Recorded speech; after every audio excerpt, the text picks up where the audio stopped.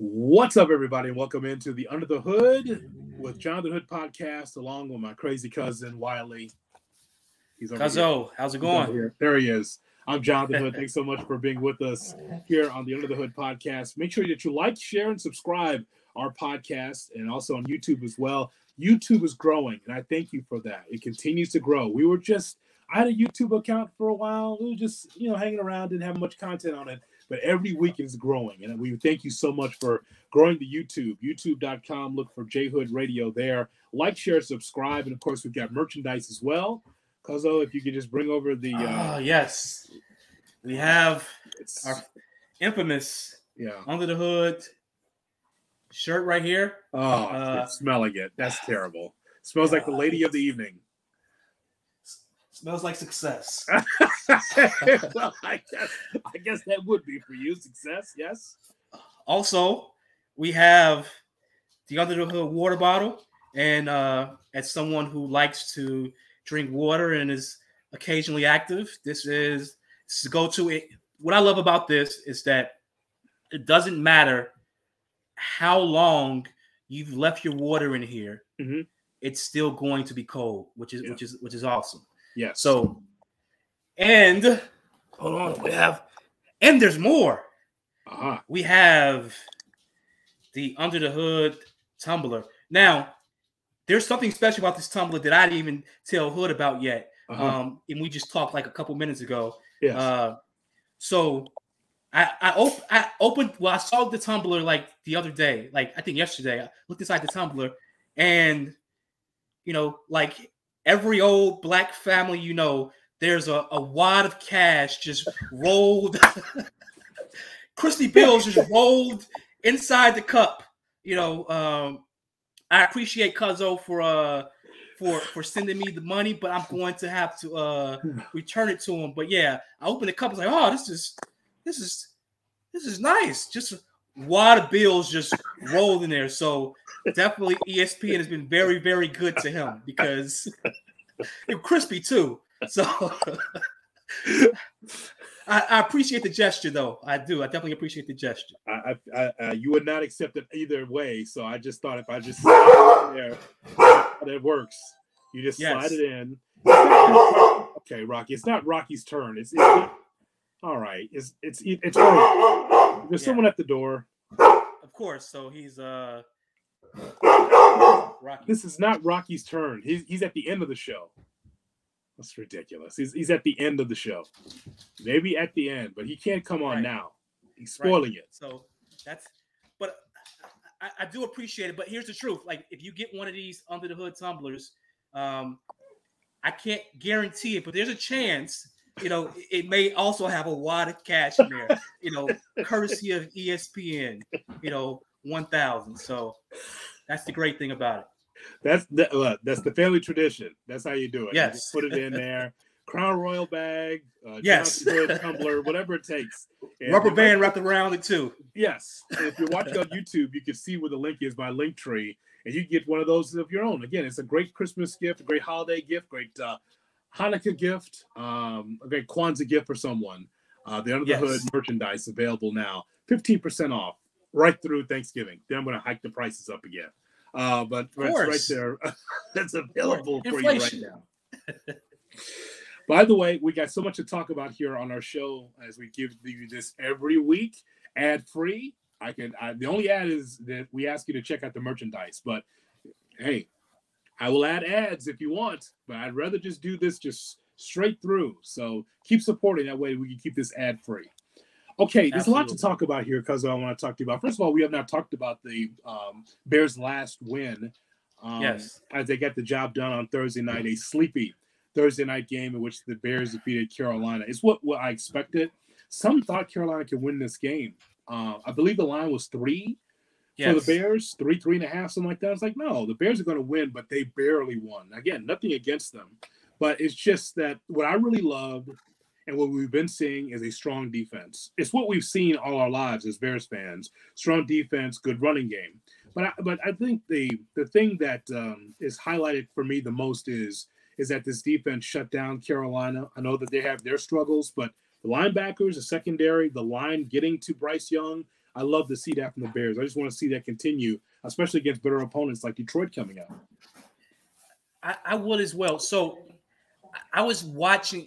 I had looked at a little Carolina tape prior to the game just to get a feel for like the knocks on Bryce Young. Like I've seen pieces of his game, but I hadn't looked at a lot of it. So I was looking at the game, looked at the tape. The kid like has no time to throw the ball. So I expected the Bears defensive line to finally show up.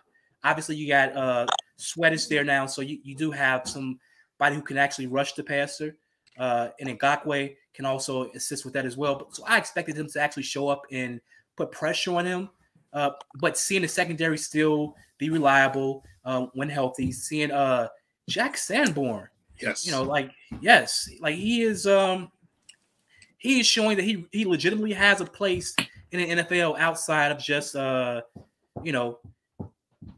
being meatball fans of him because he's an undrafted kid, from the Chicago area. So I was happy to see the defense show up and play well again. I was disappointed in the offense. Mm-hmm. Like, to me, that was one of the worst games I've seen all year. And there have been bad games this year. Like, they couldn't move the ball against an inept Carolina defense, even with their top pass rusher out. I don't know if that was the game plan of Getsy or if Bagent was just that bad. And I know you look at the stat line, he protected the ball, he made a couple plays here and there, but to see that level of performance from the offense against that team, like, disappointed me. And you could see this disappointment also on DJ Moore's face throughout the game. He let it be known that he was not happy with his usage and whatever the hell Bagent was doing that game. So I thought, and I know that we can look at turnover games and say, oh, these games were worse. I thought Bagent played well in games that he turned the ball over a lot in. I thought this was easily his worst game of the season, even though he actually protected the football in the entire game. Yeah, it just – I guess what the Bears decided to do is they said, okay, we want you to get the ball down the field. And he did connect to a number of receivers. Like, I like that he connected to DJ Moore and Cole Kmet. Cole Kmet and Tyler Scott seemed like those were his favorite targets to throw down the field. Tyler Scott does not surprise me because I'm sure on a backfield it was probably Bagent saying, hey, man, you my guy. I'm not getting any snaps. Let's play pitch and catch. That's cool. But I think that the running game was the hallmark of what the Bears had to do. They ran the football 37 times. And it's just like, if the passing game, if you can't get it down the field, you might as well just run the football. But I understand your point. That really didn't do anything for Bagent to, even if he tried to separate himself from Fields. I mean, because what will separate yourself from Fields is not necessarily the Raider game. The Raider game was everyone was thrown off guard, like, wow, this guy's he's dumping it down like he's Craig Krenzel. Right? He's just dumping it down 5-10 yards, which is fine. It was efficient and moved the chains. You had the running game going, so I had no problem with that because you beat the Raiders, a team that's hot right now. But after the Raider game, Cuzzo, what was the distinguishing characteristic in Bagent that made you think, you might have something here? What you have is a backup, a D2 backup. Yes. You have. And then which isn't bad. Which is fine, but I just like, if you want to separate yourself or put into the coach's mind, hey, you know what? I'm somebody too. As a matter of fact, I'm going to go down the field. I'm going to make DJ Moore and Cole Kmet and Darnell Mooney. I'm going to make some big plays. Didn't see that. And I don't know if that's coaching or just the ineptitude of Bagent, but either way, all we saw is them pretty much running the football. Yeah, and I still believe, listening to Bagent's dad, Coach Eberflus, that he still preferred Bagent to play over Fields. Mm-hmm. And it's insane to me, one, because I think talent-wise, there's really no comparison. But it also shows that, like we talked about before, was that he's the guy who is feeding the media things. And my belief is, if your coach doesn't believe in you, how do you play for a guy like that? How do you play for a guy like that when your coach sort of openly roots for your backup to get into the game? Like, that to me is odd. But, just speaking of quarterbacks, though, like I obviously, I'm a daily listener of the show, and I saw that or I heard that you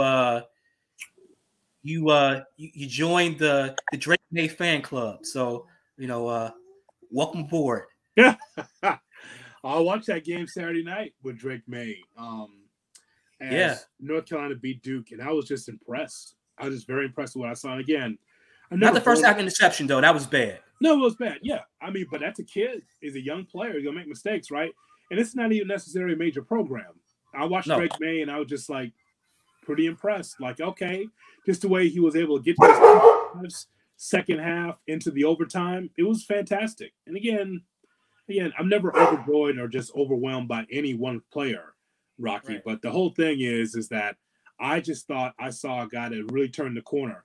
Now, Caleb Williams, on the other hand, from USC, going in the wrong direction, but he'll still be a high draft pick. I mean, he's probably got to get out of USC. But just like it's not going well for the program right now in Southern Cal.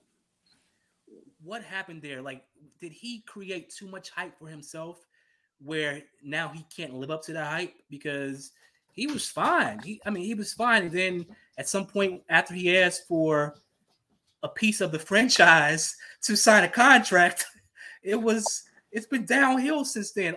I felt like there was probably too many people in the kid's ear saying, hey, this is what you deserve, or whatever else. And that part just, it didn't work out it hasn't worked out for him since that request of equity in the team to sign a contract. I mean, my belief, ask whatever the hell you want, but at some point you got to realize you're not getting anything like that at all. As Nell Carter would ask, what happened to my piece of the cake? Give me a break. That's as the great Nell Carter once said on NBC on Give Me a Break. Because I'm like, wait, you could ask for all that, but that's why you have closed doors. Don't try to scare teams off. You still got to get in the NFL. So don't mess up the bag. Don't fumble the bag. That's the whole thing with that. But Justin Fields, I just want to bring up because I think it's likely that he's going to play now. I thought he'd play against the Carolina Panthers because I thought that would be an easier way. He's going to play Detroit. I think he's going to play on Sunday, even though Matt Eberflus was non-committal. I think he'll play. And the ongoing topic on Cap and J Hood that we talk about most mornings is there anything that Justin Fields can do to convince the brass to stay in Chicago? I'm not pushing him out the door, Cuzzo. Just make sure it's very clear. I'm not pushing him out the door. What I'm saying is that you look at the resume and it's spotty. Whether it's the injuries, whether it's his inability to get down the field, to be able to, hold the ball too long, all those things, right? There are a number of games I really like from Justin, even in losses, because I know last year was a tank. But do you understand how difficult this could be? You could be on one side or the other, but just take a look at the facts. The facts is that last year was a tanking year on purpose. When people thought that this was a 7 and 8 win team or a 10-win team, I said, look at the roster. Like, there's no help for Justin. Look at what the roster is. There's no help for him. Okay, fine. There's no help for him. So then this year we have DJ Moore, where you mortgage your first-round pick and you get DJ Moore, which is the right thing to do. DJ Moore, Mooney, Kmet, you try to get this offensive line straight, cool. But then it still does not seem to work. And I know how it seems unfair to say, well, I mean, Justin Fields needs more seasoning. This ain't the 80s, man. You can't be around for 5 or 6 years and wait to develop. Teams do not have that time.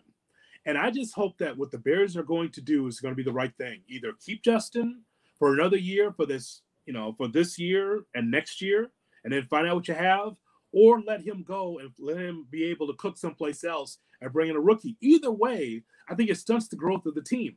I like Drake May. You like Caleb Williams, or they can bring somebody else in. It still doesn't mean the Bears are going to win. Either way, you're stuck. So I'm just being honest with you. I haven't been a Fields fan since like his first year here. Yes. But if you tell me I can get Drake May, I will pack his bags. I will drive him to the airport. I will drive him to Atlanta because I'm sure that's where he's going. He's going to Atlanta. They'll trade for him. And I'm fine with it because I don't know how you go if you have the opportunity to get a Drake May, even a Caleb Williams, how you stick with Fields because you have to pay him. So you can't bring him in and have him have a competition with a rookie quarterback. That can't happen. So if you're not going to pay him, and if you have the opportunity to draft a competent replacement that has superstar potential, you have to take that opportunity because when I look across the NFL, the best teams have a franchise quarterback. A franchise quarterback lifts all boats. Yeah. You can have a shitty roster overall and put a stud quarterback there, and you'll compete every single year, regardless of what you have around you. So that's what I don't see Fields as that. I think that if he develops some more, maybe takes a step or two, you can win with him, but not because of him. I want a guy like you've been watching football 10 years longer than me, but we've both been watching football, Chicago Bears football for over 40 years. Yeah. I want a franchise quarterback who I cannot even think about for like the next 10, 15 years. This guy's going to be in place. We're going to be in the playoffs at the very least. You get a shot at the dance, you get a ticket to the dance, anything can happen in one game elimination. So I want as many shots at the dance as possible, and I think you need a franchise quarterback for that, not our pop-up defenses that are dominant for a couple years and then they age and fall off.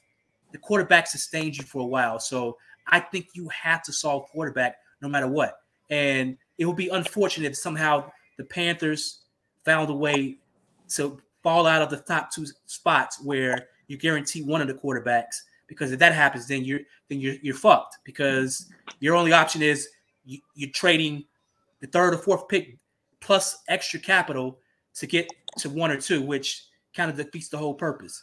But short of falling into the third spot in the draft, I'm drafting the quarterback first, if possible, and I'm rolling with it. I love Marvin Harrison Jr. I would give Matt Eberflus his right nut for Marvin Harrison Jr. But if you made sure it wasn't yours, made sure Eberflus's left nut. Yeah, I may need mine. So you've been doing fine with both, so just keep that going. You look like you're doing fine with both. Right. No need to change it up. I understand what you mean. I understand what you mean because, but again, whether it's a rookie quarterback or whether it is a veteran. True. I just need to know who's going to coach these guys. That matters to me so much because, this, and I think that is correct to say these set of moves, whether it's a new coaching staff or quarterback, these are franchise-changing moves for the next 5 to 10 years.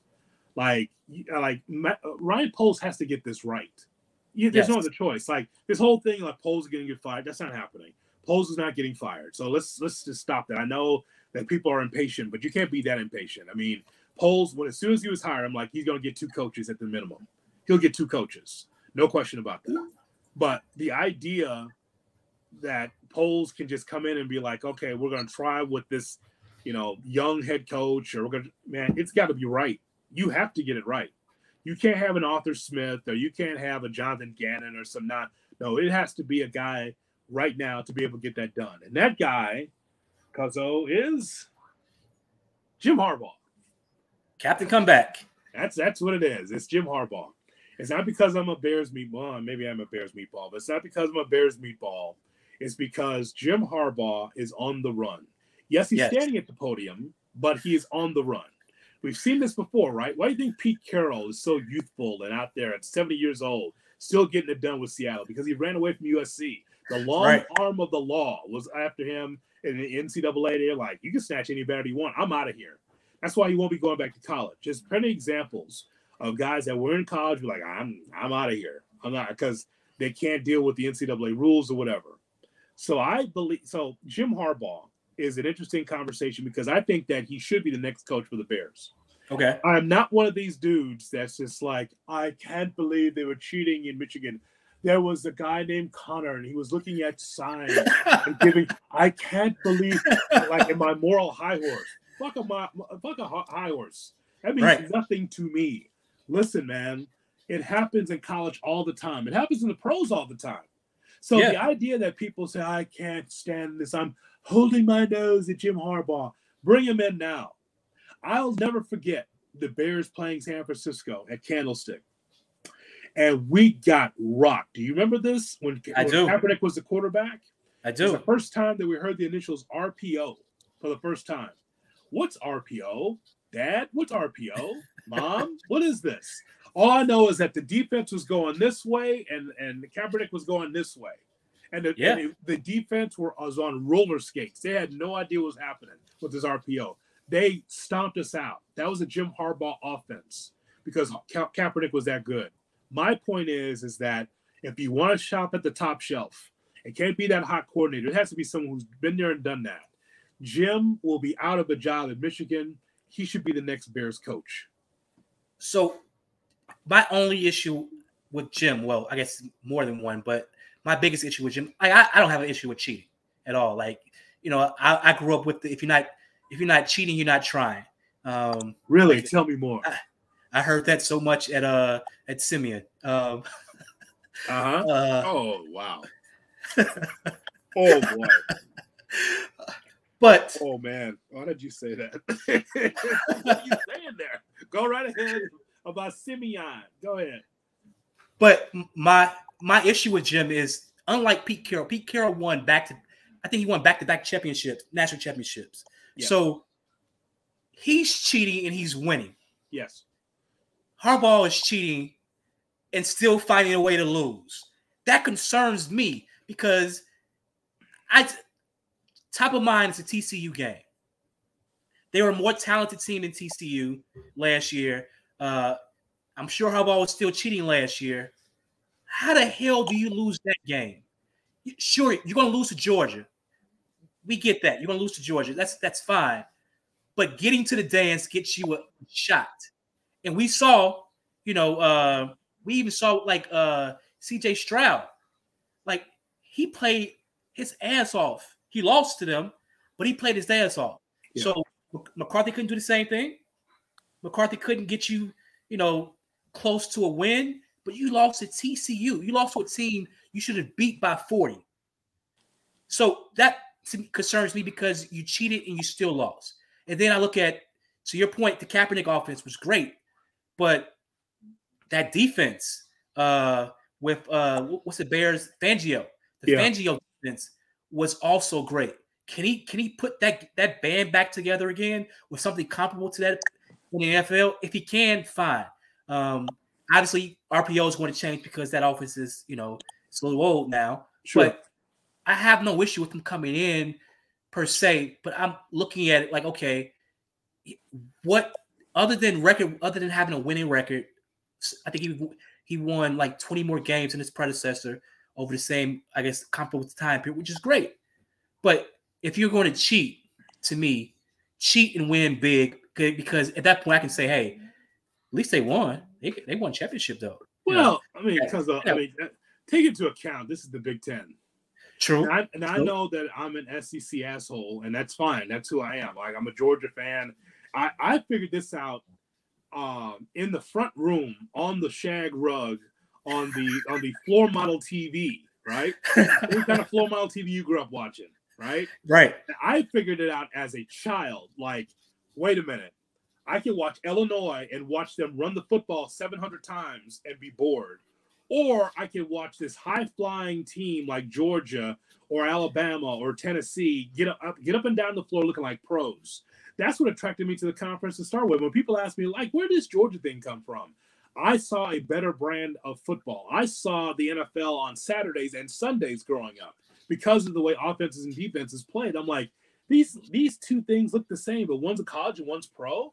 Oh, I like that team in red. I like Herschel Walker. I was going to say having Herschel Walker didn't hurt. I know it's not popular to say now, but yes, I was a Herschel Walker fan.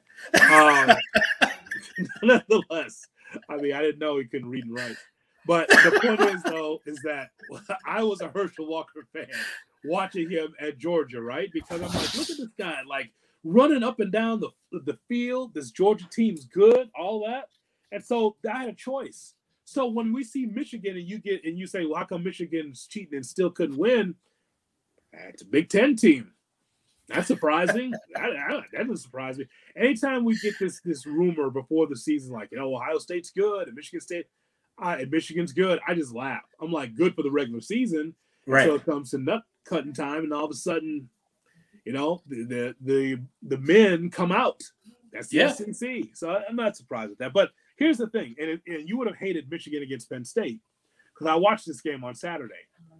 227 yards rushing for Michigan, 164 for Penn State. J.J. McCarthy, 7 for 8, 60 yards. This is without Harbaugh, but they just ran the football. 7 for 8 for 60 yards. Drew Aller, the quarterback for Penn State, 10 for 22, 70 yards. Yeah. Big Ten football, high grass, run the ball. That's not where the game is today. The game is in the air. It's vertical, right? So what I'm saying about Harbaugh is that I'm sure he'd love to get back in the NFL to get the ball in the air. Yeah. That's what I'm saying. Because people will conflate what he's done in Michigan to, against the NFL, it's going to be like run the football, play good defense. Well, I know that's his bread and butter, but I'm sure he'd like to get the ball in the air with some quarterback of some sort. Right. That's what I think. So hopefully if he's coming to the Bears, because it seems like, he has a groundswell of support from fans, from media, and maybe even from folks inside the organization. I'm hoping that his cheating ways would lead to championships, for Chicago.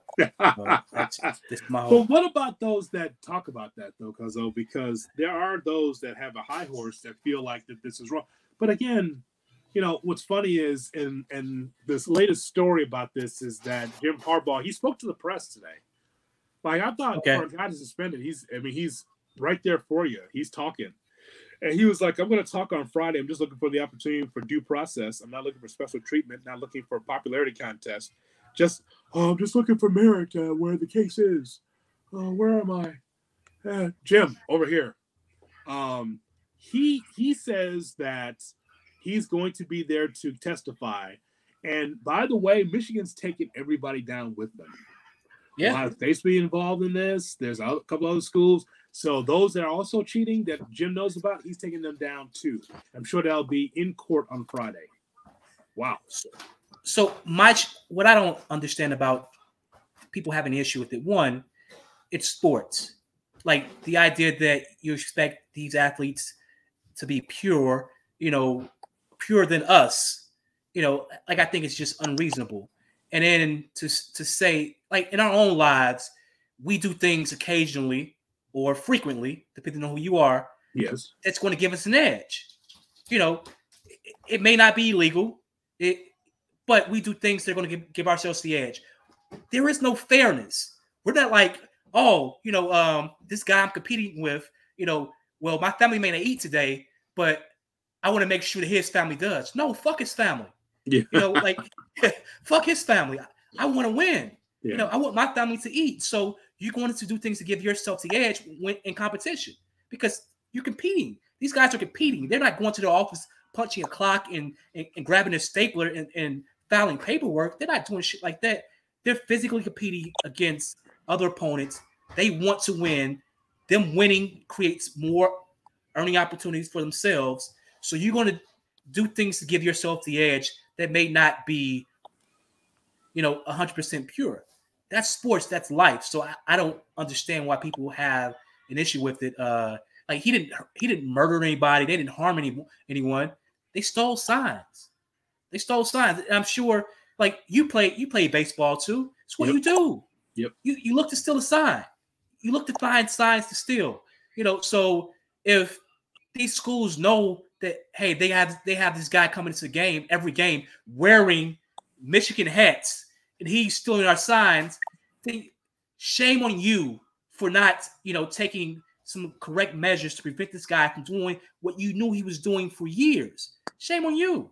So I have no issue with it. Like my only problem, like I said, was that he did it and he didn't win big. And besides that, it doesn't bother me at all. the Belichick years didn't bother me with the Patriots. And if we happen to get somebody like that in Chicago and they're winning championships, I will defend that guy, with every breath in me. Like he's done nothing wrong. Keep winning. Keep winning. So you had no problem with Deflategate and all that, right? I worship Tom Brady. Like that is that's my guy. I kneel at the feet of Tom Terrific. So I have no issue. Deflategate. All I know is he has 7 Super Bowl rings. Besides that, I can't count anything else. 7 rings. Yeah, that's fair. And by the way, this if you watch on YouTube, I do not have pink Kool-Aid. This is not what it is. This actually, I have electrolytes that I put into my water. Free plug for Ultima. So this is not, it's sugar-free. I know that you're wondering, you want to have some of this Kool-Aid. It's not Kool-Aid. I just put a little electrolytes in my water, Cuzzo. Okay, just so you know. That's a little crown. That's a little electrolytes in your crown. That's what it looks like. Whatever you call it. That's what I put into. I know you're concerned, but no, that's all I have. Just a little flavor. It's a little bit of something. Electrolyte mix. I got that from my radio partner. Pink lemonade. Okay. I think he's trying to poison me. Probably so. That is the case. Like, share, subscribe our podcast here and also on YouTube. Share it. Let people know that we're on here every week. It's J Hood and Cousin Wiley. I want to talk to you about the Bulls for a little bit here. We're through 10 games. As we record this, the Bulls are playing Milwaukee. We figured we can't wait for this game because we kind of know what the result's going to be, so we might as well just talk about this. So the 4-7 Chicago Bulls. There will be soon to be. By the time this goes up, there will be 4-7. At least I think so. The Bulls, Cuzzo, are really picking up where they left off from last year. It's amazing, right? You go to United Center, they paint the floor for this fake tournament that they got here, trying to get everybody interested in this tournament for money. The players are not paid. And It's just one and done. They lose the first game. So, that's the end of the tournament. They got eliminated just that quickly. But the losses the Bulls have incurred against the Suns, saw that game, 116-115, tough way to lose, especially when Alex Caruso is like, nah, coach, I got Durant. Get out of the way. Not a switch. Yes. Alex Caruso's like, no, I'm good. I'm the only one on the floor. Can you imagine this little guy with a headband, right? He comes in and he's like, I got one of the best players in the world. Move out of the way. No switch. I'm going to take him one-on-one. He didn't stop Durant, but he slowed him down from getting the kind of numbers that he normally would get. He frustrated Durant, right? You lose that game. You lose against the Nuggets, the champs. Lose against the Nets, the Mavericks, the Pistons in Detroit. Lost against the Thunder on opening night. So this is what it is. Because let me just tell you, looking at the schedule moving forward, by December 15th, if the Bulls are not where they need to be as far as one-loss record or momentum, I believe there's going to be change here. And I don't mean Billy Donovan. I mean like a trade. Like this can't keep going on like this less than mediocre basketball that we see every night. So I view it as like we talked about it before the season started. You ran it back. You ran back with the roster who at best was going to compete for a 5th seed in the playoffs, and more likely than not was a play-in team if they live up to their potential play-in team. And you come back into this season and you have the same issues that you've had for the past few years.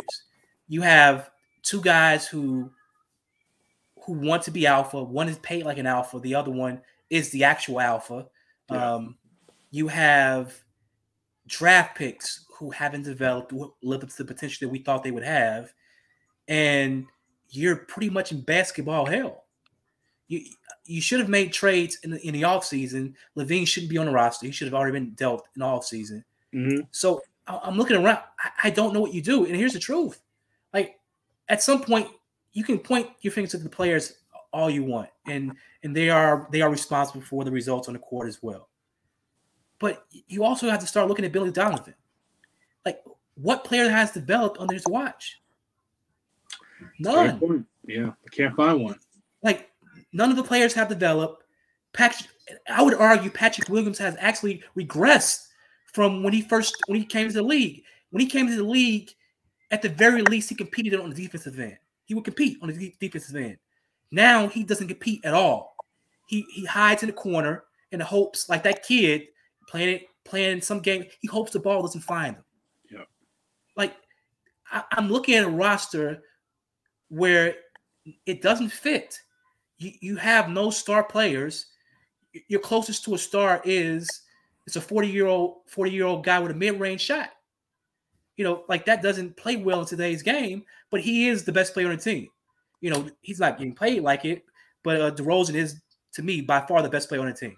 And what does that say? Even like, it's sad because even when you have a guy like Levine score 50 points, it was the most empty 50-point game you've ever seen in your entire life. Mm-hmm.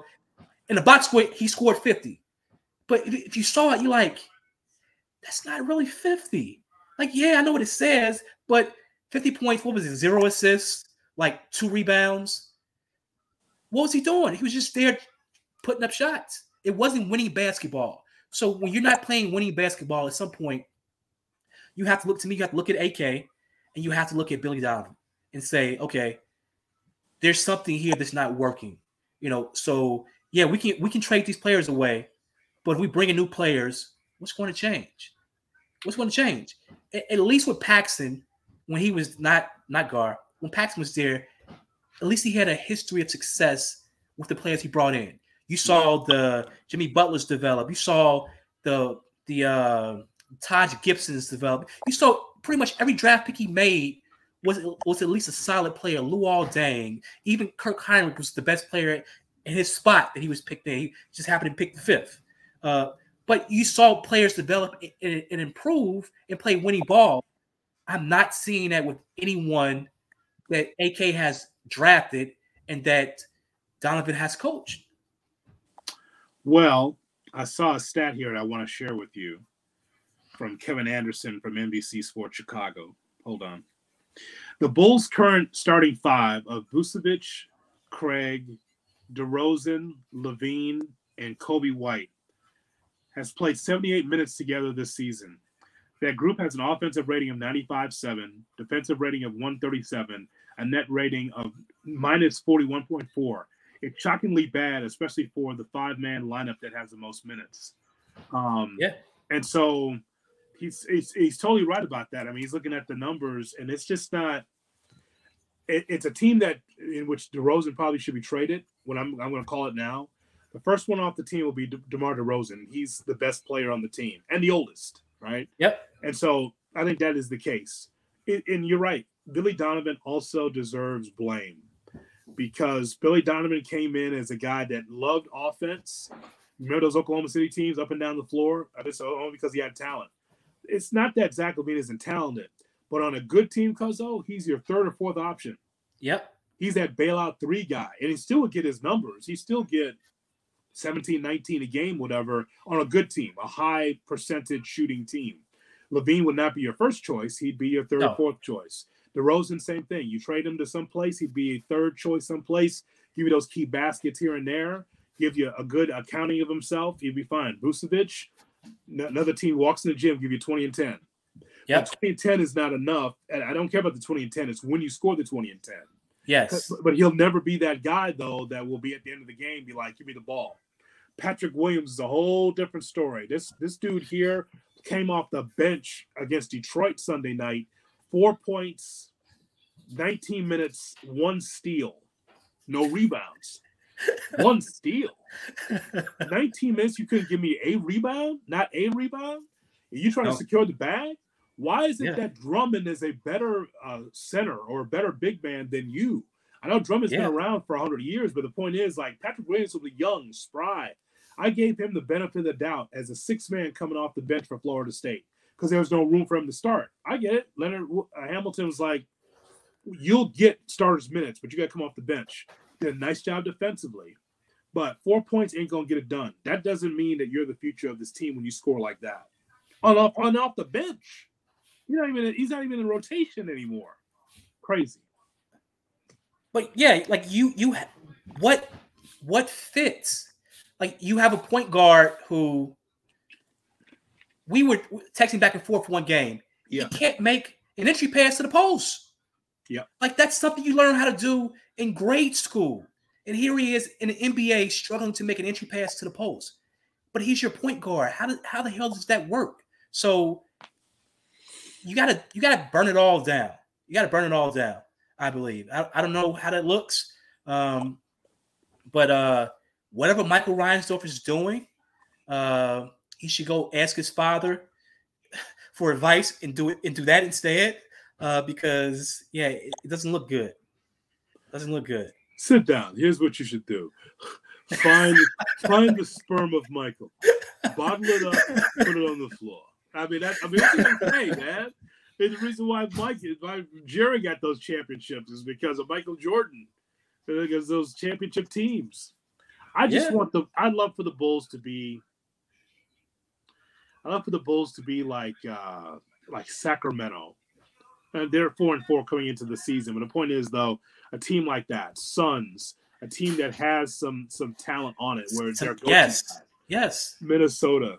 I can't ask for them to be the Nuggets because they don't have a transcendent superstar like Jokic, Cuzzo. They don't have that.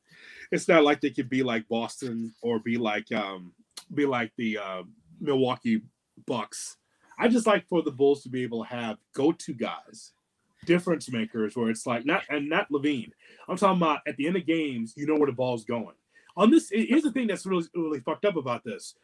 At the end of games, it should be Levine or someone getting the ball. And it's kind of like this team, you would think, okay, just keep feeding Levine, keep feeding it. Like, they don't do that. I don't think this team is aware of who the go-to guys are in the clutch. That's one of my biggest issues with the team. So my issue with what AK did in the offseason was that you're looking at a roster who needs to be remade. And even like a guy like DeAndre Ayton, Phoenix hated him. They wanted him out. He's a young kid, very talented, may not have as much heart as he should have, but an uber talented kid. Why not, package a Vucevic or even a Levine or something like that and bring in a kid like that? So you at least can say, okay, this kid, he's going to give you 20 and 10. He's going to play defense. Mm-hmm. And you can at least see something for the future. Like, I love the way Vucevic plays. To me, he plays with far more heart than Levine does. Yes. But he's almost 40. I mean, I know he's not 40, but he's over 30 years old. So he doesn't have many more years of basketball left to go. You have to turn over the roster. And right now, you're doubling down on an aging roster, and you have no star potential and no future star potential because you've traded those picks. Yes. You traded those picks. So you're in basketball hell. No room to sign players in free agency. No room to be able to draft a player because you're not drafting low enough. And when you traded those picks. I don't know what the plan is. I don't. Like, at least with the Bears, I can look hard enough to see some light at the end of the tunnel. Yeah. I see the darkness here. Yeah. Like Cubs, Bears, you can see where they're going. Yes. With the Bulls, when you're stuck, like even the Blackhawks with Bedard, right? At least it's a young kid, and then you got to build around the young kid. Crazy that you build around a kid, but it's kind of like Wembanyama with the Spurs. You're building around a kid, helping him develop, and then you get to where you need to be. But like the Bulls and the White Sox, not going in the right direction. Yeah. And so having had this conversation, to get this off your chest, this means that we're not going to a Bulls game, right? We're not. So unfortunately, what is this now? What do you? So Alex was competing or playing a game at the Bulls, something on like a vending machine, the Bulls game, and he won some of these. So these are the Alex Caruso specials. So he won some Carusos. Crusoe ones or something like this. But yeah, this is Wait. Alex Caruso has his own shoe? Yeah, they have them in a vending machine. I think they're like Clay Thompsons or something like that, but it has their Merry Christmas on it. So if that's your thing, get you some Alex Caruso's right here. Yeah. Because I would not wear a shoe that says Merry Christmas on it. What about Easter? Hey, we say Merry Christmas in this household. You say that in July? Yeah. You say Merry Christmas in July? It's Labor Day, October. Yeah. So, yep. That's the Alex Caruso specials. And it says Merry Christmas on them. I saw that. Yeah. Yeah. It's ridiculous. So, they believe in, we say Merry Christmas around here. So, well, I understand. But I tell you one thing. If any shoe I'm gonna rock on that team, it'd be his shoe because he gives. Yeah. Yes. LeBron would want him yesterday. I'm guaranteeing you that right now. LeBron misses him with the Lakers. He misses him. Plays with effort. Willing to take the best assignments, willing to take the shots, leaves it on the court. And right now, you don't have many of those guys on the team. It sucks. That is a problem when Alex Caruso is the guy with the most heart on the team. There should be more guys like that, but not the case. You can take Alex Caruso to the Cheesecake Factory. We're going to get to that in just a second. Oh, I saw this. Just last thing on this Bulls thing. Locked on Bulls. That's the Twitter feed. Okay. They did this. Okay. They did this who says no thing, right? Yeah. Who says no? So it's a Lakers Bulls trade. Yep. And it is Zach LaVine and Alex Caruso to the Lakers. And the Bulls get back D'Angelo Russell, Rui Hachimura, who I really like a lot. Hachimura is a really good player. Torian Prince, Jalen Hood Schifino in the family. Jalen Hood Schifino went to Indiana, I believe. And the 2029 first round pick. Do you do this deal, Cuzzo? Yes. So you like this deal?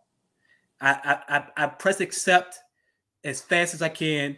Zach LaVine off my team. At least you have some pieces to play with and create some cap flexibility as well. So yes, you're not winning right now, so you may as well go all in for the tank and then play some young guys because you're not getting it done. Are you seeing these names though? Are you sure you've seen these names on here?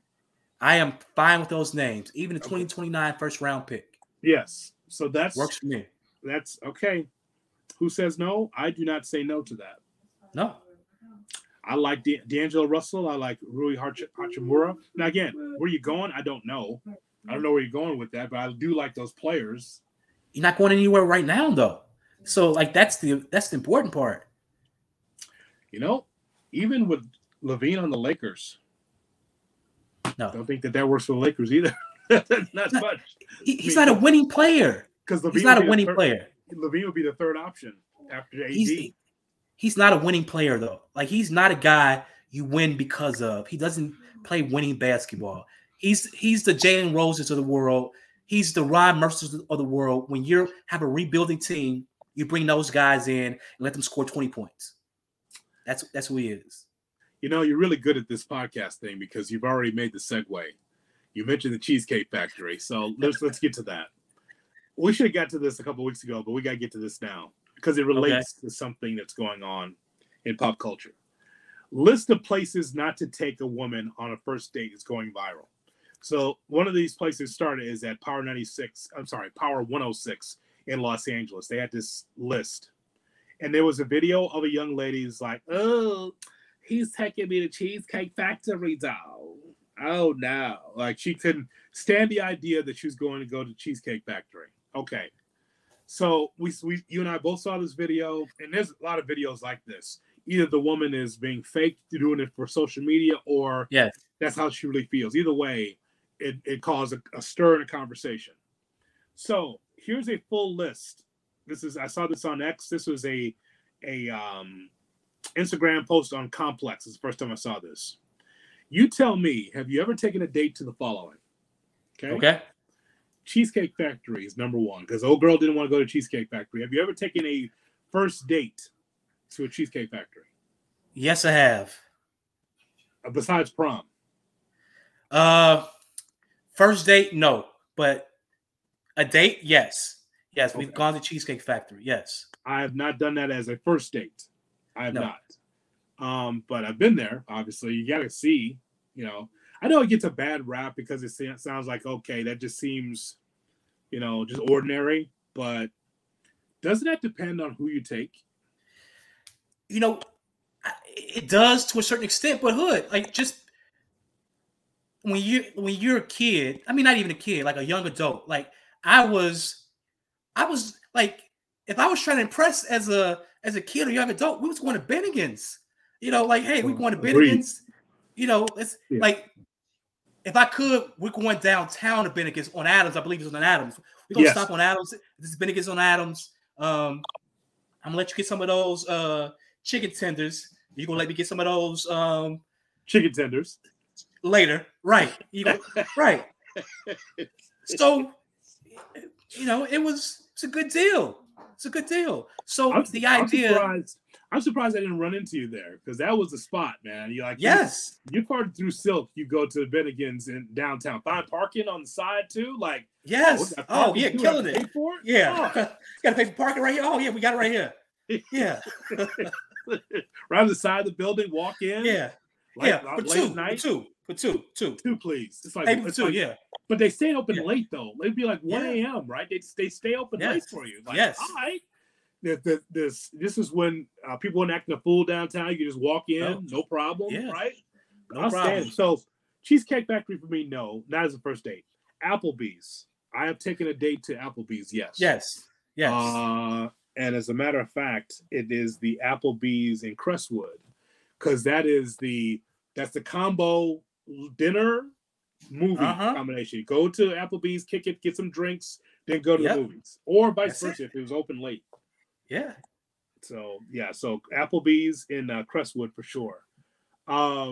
Chili's for a first date. Oh yes.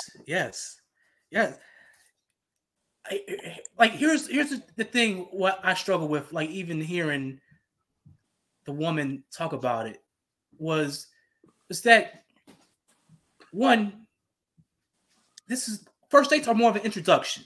Yeah.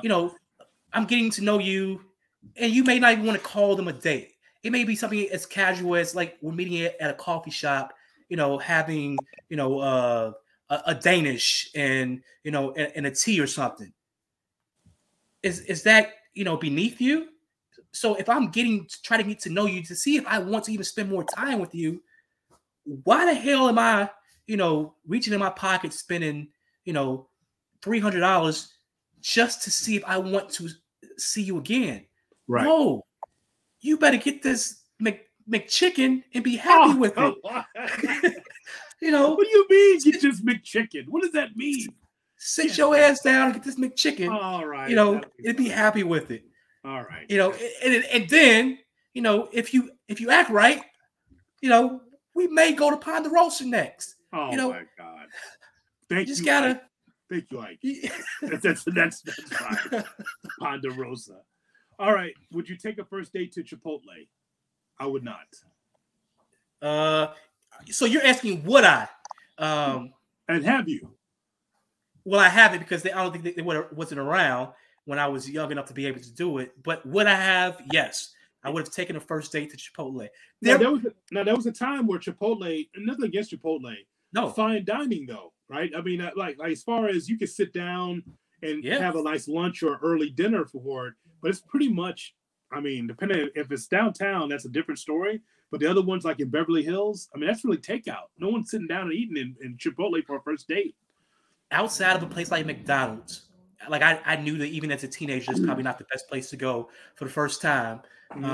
Outside of a place like that, I don't think there was some place I wasn't willing to take a female, because even if I shot or kicked beyond my coverage, I still kick beyond I got it. So, like, because I got it, I don't have to do the most, because, like, I can't keep this up. We can't eat, $400 meal. My check is eating $400. So how the hell are we going to eat $400 meals every time I take you out? So, like, knowing that I can't maintain it, it's a case of like, hey, let me do where I can maintain. So the guy was kind enough to pick her up in his car. He didn't make her drive there or Uber there. He picked up her in his car. I'm sure she knew where she was going while she was in the car. Mm-hmm. So that whole show, like, he was a gentleman, because if it was me, I would have asked her, you know, where does she want me to order her Uber from? Like, you want me to order from the Cheesecake Factory or the gas station across the street? Which one works best for you? Because like, you can't, you know, we're not going back home. You hear it's like, we can't go anywhere else. No, we can climb in his back seat. If you want to go somewhere, let's climb in his back seat. Okay. Outside of that, all right, you taking your ass home. Take your ass home. Would you take your first date to the Olive Garden? I've done that. So I've eaten at the Olive Garden one time in my life, and I hated it. So, you know, where'd you go? Where'd you go? I believe it was Calumet City, Evergreen. Evergreen. Oh, okay. So I believe that's what it was. Like I was treating some people who worked for me, because you know you treat them well. Yeah. Yes. So take Olive Garden. Yes, all of them. Yeah. So I didn't like it. I didn't like it at all. But so. Okay. Would you take a first date to the movies? Yes. That's obvious. But the idea that that's 6 on this list of you never take a date to the movie for a first date, why wouldn't you? If you have this is all about conversation. If I like a certain movie or genre of movies and she does too, hey, it's a hot movie out, you want to go? Yes. Why not share, touch hands in the popcorn? What is wrong with that? What's wrong? I mean, where are we in 2023 when you can't take a first date out to the movies? What's wrong with that? So I believe part of the problem is that gentleman probably failed with setting expectations. So when you get this young lady out, you have to set the expectations, because in her mind, she believes, she just went to Rainbow and got an outfit for Rainbow, and she's, killing the game with her Rainbow outfit on. She should go somewhere special. No, pump your brakes. Pump your brakes. No. Pump your brakes. It takes time. It takes time to get to that point right there. And she didn't understand because he probably didn't set the expectations. And that's the failure of him, and then he also failed because, he drove her home. It was daylight, so it wasn't like it was nighttime where he would have left her there. Who knows what happened to her. You know what? You are rough. It was daylight. Hood. Ladies, Hood. He's available. There you go. Just Hood. You don't know if you're going on a date line or an actual date. Hood. There's guy. Uber share. Oh. Get her an Uber share. Send her home. Oh my God. Send her home, Hood. You're terrible. Gotta send her home. Uber share. First date at your house. Oh, yes. Oh, really? You've had a first date at your house? Yes. Yes. I can cook. And also cheaper. Yes. Oh my God. Yes. Now let me just say this. I wouldn't know because I haven't cracked the player's handbook in 25 years. But I would just say that the old player's handbook would say that you never bring a woman over to your house, a guy's house, the first night. So here's why you do. Is that still the case or no? Yes and no. So like if you meet Annie at the bar, no, you go to Annie's house because that's the better option, because you don't know if Annie's crazy. You don't know what Annie has going on. So you want to make sure that you don't bring that energy to where you got to lay your head at. And plus, it gets awkward when somebody has to leave at a certain point. So you want to make sure you go to where she's comfortable at. But if you build some rapport with someone and you're like, hey, you know what? Let me cook you dinner. You didn't meet her at the bar. You met her at church, at the library, whatever places people meet. Wow. Women at, classy women at, inviting her to your home, I don't think it's a mistake. But if you meet Annie at the bar, she cannot come near your home. It's either not hotel, either motel, her place, or whatever you can figure it out at. That's it. You must have frequent flyer miles at the motels in the area. Oh, Stony Island Motel. Oh, that's I don't want to know that. Okay. Let's just move on. you know, We're going over time, so I'm going to rapid fire these. Okay, so tell me, have you, or is this appropriate places to have a first date? I already know your answer to any fast food chain because you're down with the sliders. yes. On White Castle, so you're good with that Yes. for a first date. Yes. Having fast food. Okay. Yes. Buffalo Wild Wings, good spot Yes. for a first date. Okay. Yes. Wingstop, Yes. you're an asshole. Right there. Right there. Lemon pepper. You know what? Lemon pepper on your wings, baby. That's horrendous. Lemon pepper. Horrendous right there. Wingstop. Lemon pepper. Lemon pepper. That's You want the bone? You want the boneless? Go ahead and get the boneless. Go ahead and get the boneless. Boy, what a great date you are. You can go ahead, honey. You can get the boneless, whatever you like. Really? Yeah. The only place I know there's a Wingstop where you sit down is downtown. You know, like next to the White Castle restaurant. You know what I'm talking about? Yeah. Roosevelt, maybe? Yep. So there's that little mall on the way. I know that because I was on the way to UIC. There's that little mall there downtown where you can actually sit down at Wingstop. So before we get off, I just got a question. Why is it that where you eat at is such of importance, you know, where it will make or break a potential relationship? In my view of it is that, you know, if where I take you out to eat will determine my success of spending additional time with you, I probably don't want to spend additional time with you at all.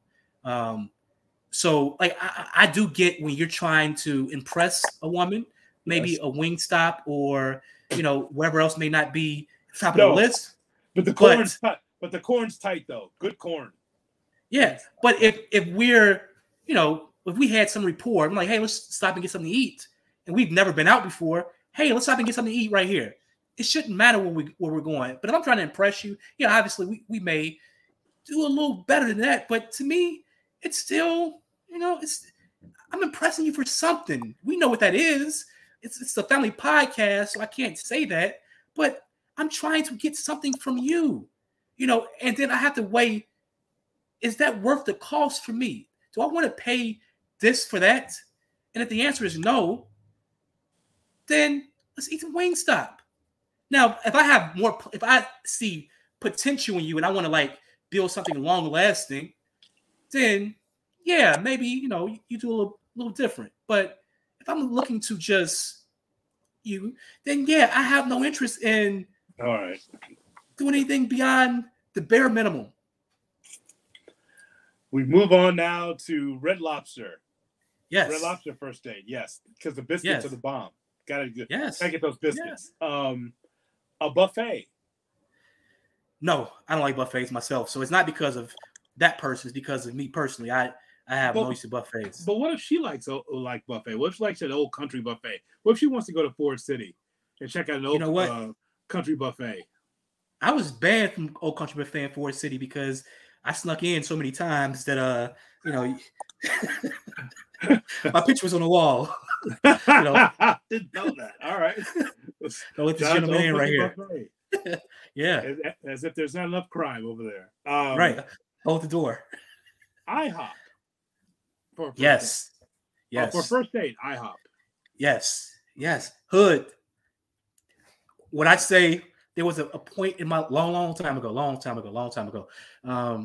where I did the same thing with two people on the same day. And just so happened the person who was working at IHOP in Crestwood, I believe, looked at me and just shook her head because she was like, you was just here like 4 hours ago and you're coming back. Yes. Yes. Wow. Yes. Long time ago, though. Long time ago. Don't want to be a player no more. Denny's for a first date. Yes. The gym for a first date. Yes. I've done that. Your first date with someone was at a gym. Yes. That's something. Church first date. No. Your first date should not be at a church. Well, at theirs, yes, not at mine. You can't come to mine But because it's not that a date though. But if you're there in worship, you're not there because you're kicking it. That's not a date. Come on. You know, it's you wanna hold my Bible. That's not my Bible, by the way. Starbucks for a first date. No, I don't like coffee. So it says 17 is Starbucks, 18 is coffee dates. No. Okay. 19 ice cream dates. Yes. I've done that. Yes. I've done that. That was way long time ago. Ice cream dates, that works. Landy's on 95th. Alex put those out already. He's like, hey, he's a young lady, somebody's like, yeah, go ahead. Go eat the ice cream. Oh my God. Eat the ice cream. Your young son already putting the feelers out for ice cream dates. Yeah, eat the ice cream. Oh my God. Yeah. I've done that, but that was usually like movie and then date, like Hyde Park. Yeah. Like Hyde Park, like there's like a little ice cream. That was when I was in college. That worked because again, I won't finish this out, but then I'll give you my thoughts. So family functions for a first date. Oh hell no, not our family. Not our family. You know our family. Come on, hood. Yeah, I know. I brought a young lady to the house one day. Yeah, and the first question was, "Why are you wearing those shorts?" All right, let's go. Oh. All right, time to go. And here's the thing: I warned the person in advance, like, "Hey, you know what? It's my family. I love them. They're going to say something probably crazy, but it's going to give them a few minutes. Probably won't happen right away." The first words like, "Oh, yeah, all right.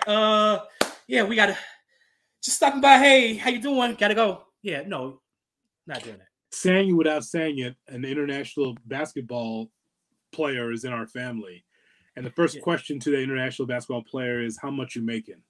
Yes, at our table. Of course. And I'm just like, recoiling, and then asking me, "Johnny, look it up. How much is he making?" Yeah, I'm not looking that up. Like I saw his Celtic salary right here. Celtic salary is... I don't want to talk about it. Does he get all of this right here? I'm not talking about it.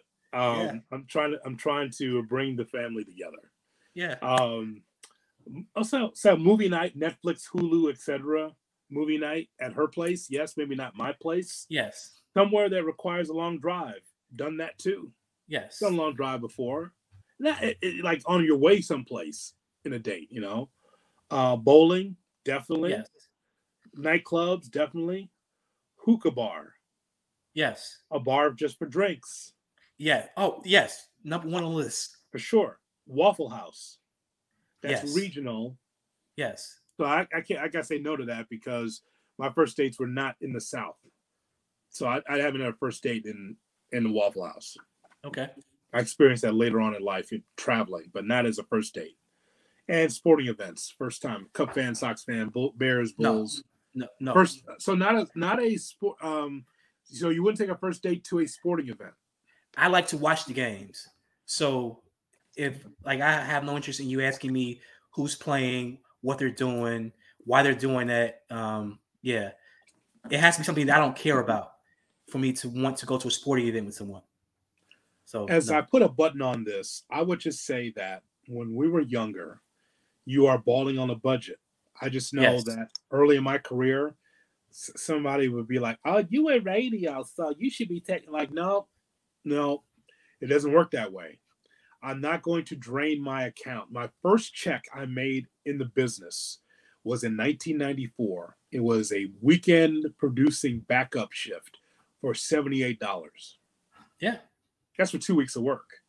This is 1994. Okay. So, and that's somewhere on my Instagram, someplace, that check that I got from the Score many years ago when I first started in the business, because it was just a weekend shift for a few hours. And so the idea that people equated what I do versus how much money I made, it was just nonsense. It was balling on a budget. It is really trying to twist every nickel, every dime to go kick it for that weekend, right? With very little money. That's why I got a second and third job, AAA Chicago Motor Club. I'll tell you about that story one day.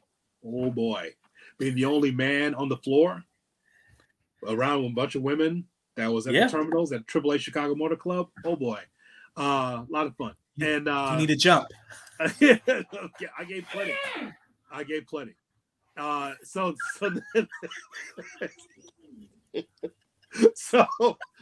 doctor. Oh, there's a lot of stories there. Didn't have much lunch. I didn't have many lunch breaks, Wiley. I didn't have many. But anyway, so that, and then like working the business, you're balling the budget, so it's not going to be the $200-$400 dinner for a first date. It's not even possible. It's somewhere in the middle or somewhere in the bottom. If she's struggling, I'm struggling, we'll struggle together until we're able to make something out of it. Right. So the whole idea that a woman would say, I don't want to go to Applebee's, I don't want to go to Olive Garden, okay, well, you know what?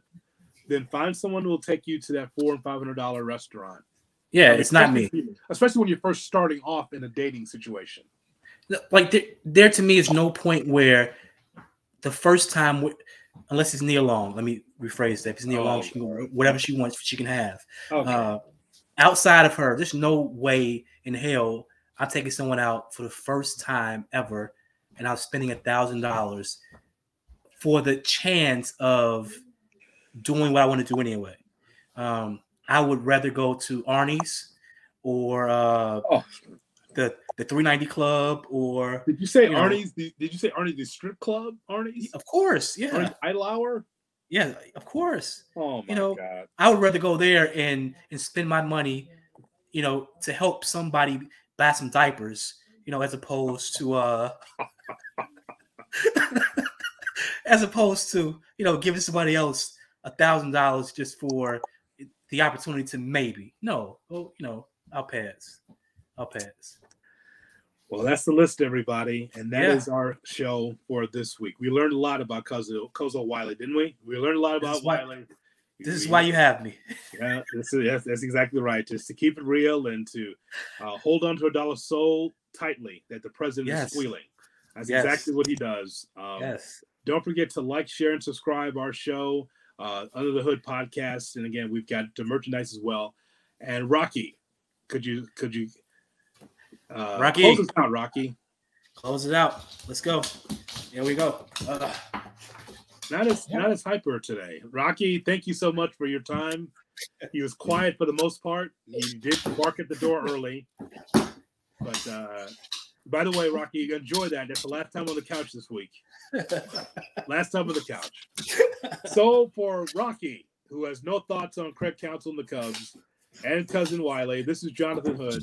Thanks so much for joining us on the Under the Hood podcast. We'll see you next week on UTH. So long, everybody. Rocky, calm down. Rocky, you can talk about Bedard next week. Oh, again with the hand. That's so gross. Oh, God. Ah.